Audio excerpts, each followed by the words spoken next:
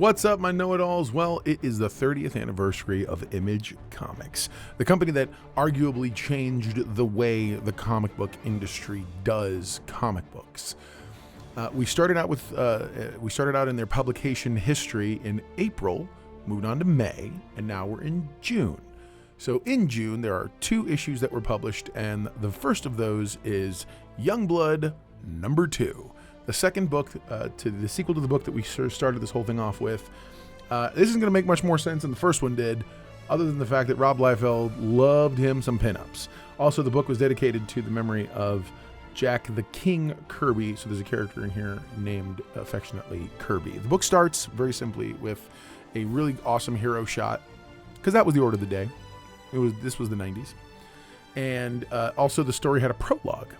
This is another one that Rob Liefeld wrote himself. The characters look far better than they speak. A lot of corniness, also a lot of really borrowed looks. I say that because it's kind of hard to do what they were trying to do at Image Comics and not borrow from the existing lore and world. So first thing you have is this team who very much is reminiscent of a lot of the others. I mean, they borrowed heavily from, I want to say this was his New Mutants run for this one. So you've got this team who are after someone named Darkthorn. The awesome names continue, by the way. And they're fighting this team is fighting someone appropriately called the Death Squad. And they're very, very cocky. And of course, every frame and every panel is a very effective shot. Now, this whole book shouts Jack Kirby also influence, because that's how Jack Kirby was. Jack Kirby was a guy who felt something should be happening in every panel, something exciting should be going on. There should be something viscerally, visually interesting for people to look at each and every time. So same thing, you go on, they're fighting, and of course you got this Beast/Wolverine looking guy who's like, the Death Squad's never proven a match for Wildmane. And then you have this one chick who looks sort of like one of the Morlocks from X-Men, who's like, or for Battle Axe. And then of course this guy his big guy goes, Gray has finished off the last of them. And I think that's pretty much everybody talking in third person at this point.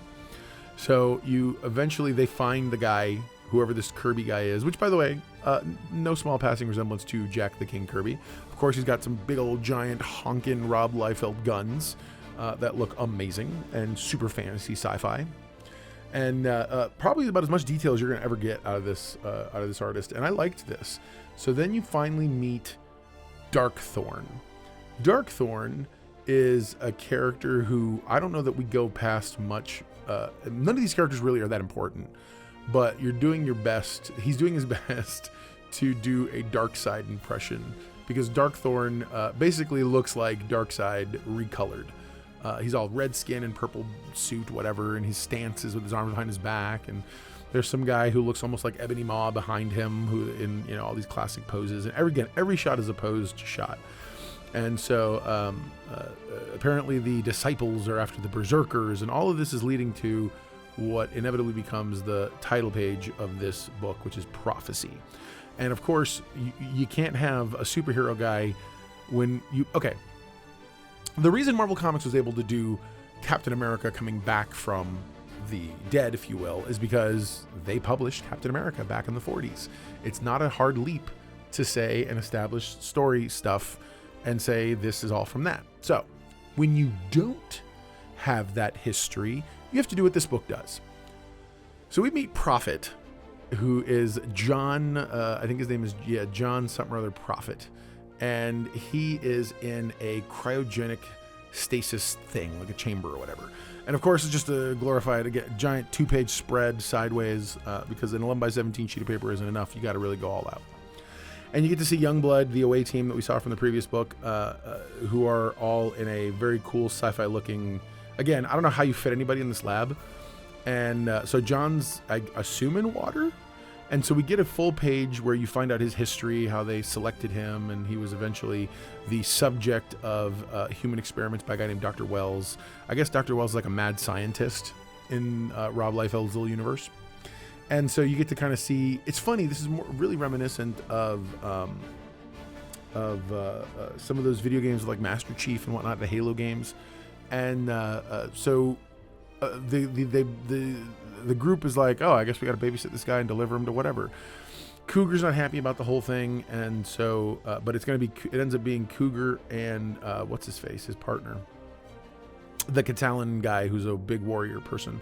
Again, when you don't know characters' names, you kind of need someone to say their name from time to time, and they don't really do that. So him and Cougar are the ones responsible for securing Prophet in his tube, and Cougar touches something he's not supposed to touch, and next thing you know, the Catalan warrior guy, the alien guy or Catalan guy, sorry, is thrown back in some really cool, Kirby bubbles, Kirby crackle. And so because why draw any of this? You suddenly have Prophet out. I'm assuming his cryogenic tube exploded. I don't know why maybe they're outside, maybe they're not. It's kind of difficult to tell, but somehow we have segued into some really cool heroic poses. A lot of forced close-ups and whatnot. And ultimately Cougar in them, and you get the classic, I don't know who you are, so we're going to fight. This is also around the time that we start noticing there's a new set of captions that look different, a little computery. And I'm conjecturing that it's because of where they're placed. Prophet has some sort of an onboard AI, something he's asking questions or that's asking questions of him. And it's like, prime directive, eliminate disciples. Are the subjects identified as disciples? ? And it's like unverified. We don't know. So he just starts fighting them. And well, actually they start fighting him. So Cougar's the first one to kind of take him on, get knocked out. Catalan's finest warrior tries to take on Prophet, and it's just back and forth. And again, all very super heroic poses. You can't really... I feel like someone told Rob, you got to have more hash marks, man, hash lines. You got to have all these little hatch marks like Jim Lee does. But he didn't really know how to do them.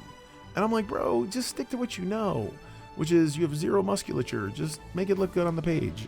And that's what he does, because this whole thing is one big fight. And so you have scene after scene, they're talking, and ultimately, you see all the various characters kind of coming out of the woodwork, and eventually Riptide shows up, and I guess she's in the desert or something, and Brahma shows up, and Brahma hits the guy really hard, and you hear the computer voices like, oh my gosh, damage sustained, and all these things. And that's when, Prophet's like, oh, we'll defeat you, blah, blah, blah.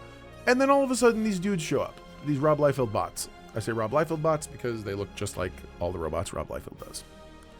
And so you get this 2-page spread of suddenly Prophet's like, okay, because these guys claim to be the disciples. So his little onboard AI is like, query disciples? Confirmed. And so now, suddenly, like magic, he's on their team. Youngblood is facing off these guys, and then, lo and behold, here in rides to save the day, Kirby and the Berzerkers. And they get these really, it's the classic hero giant group shot, pinup shot, and it's name's Kirby. These here are the Berzerkers, and from the looks of things, we definitely have to say it's Berzerkin time, because everything had to be have a time or whatever else, or something clever.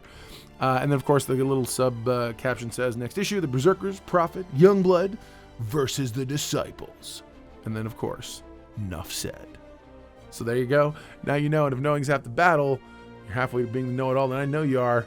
All right, guys, so that's going to do it for this issue of Youngblood. Next in June was Spawn number 2. So be on the lookout for that one.